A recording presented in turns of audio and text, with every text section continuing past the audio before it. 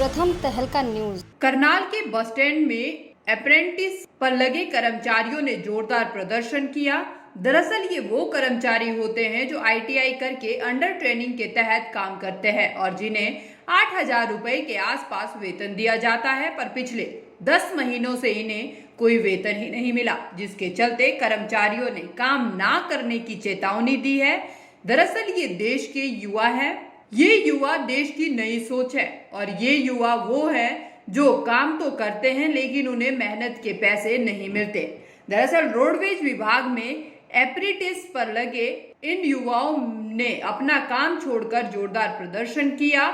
इनका कहना है कि बड़ी मेहनत के साथ हमने पढ़ाई पूरी की, ITI पूरी की और उसके बाद काम करने के लिए हमारा अंडर ट्रेनिंग के रूप में रोडवेज में चुनाव हुआ।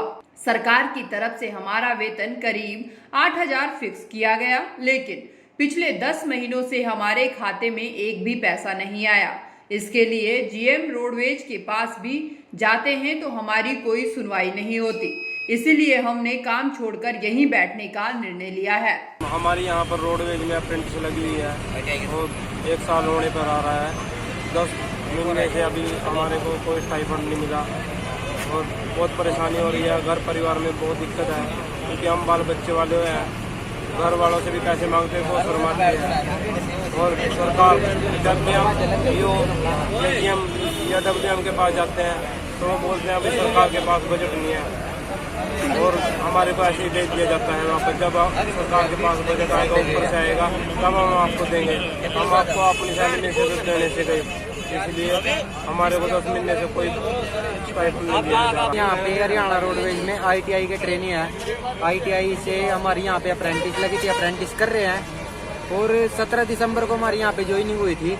17 दिसंबर के बाद हमारे को दिसंबर के महीने के जो 12-13 दिन के पैसे हैं, सिर्फ वो ही मिले हमारे को। 8,050 के हिसाब से वो ही मिले हैं। बाकी हमारे को पूरा साल होने को आ गया, 10 महीने से हमारा स्टाइपेंड नहीं मिला है। जबकि पूरे हरियाणा के अंदर सभी डिपो में स्टाइपेंड दिया जा रहा है। सिर्फ 1 या 2 महीने का उनका बकाया है, लेकिन हमारा 10 महीने का बकाया है। लॉकडाउन से पहले भी हमारे को ये बोला जाता था कि तुम्हारी कल सैलरी आ जाएगी, परसों आ जाएगी, चौथा आ जाएगी, लेकिन अब तक हमारे को कोई पैसा नहीं दिया गया। हम AO के पास भी गए, हम GM के पास भी गए, हम CM विंडो में भी गए, हम DC ऑफिस में भी गए, हर जगह गए, लेकिन हमारी कोई सुनवाई नहीं हुई। हर डिपो का हमारे पास सबूत है, सैलरी का जो भी उनकी मतलब मिनी स्टेटमेंट है, जो वो है, सब का हमारे पास सबूत है। और कितना मानदेय मिलना चाहिए आपको? कितना हमारा सर 8,050 रुपये है मानदेय, जो उसमें हमारा जॉब कार्ड में है वो है, लेकिन कुछ का 7700 भी है, कुछ का 7400 भी है, सबका अलग अलग है, ट्रेड वाइज है सर। तो आपका नाम?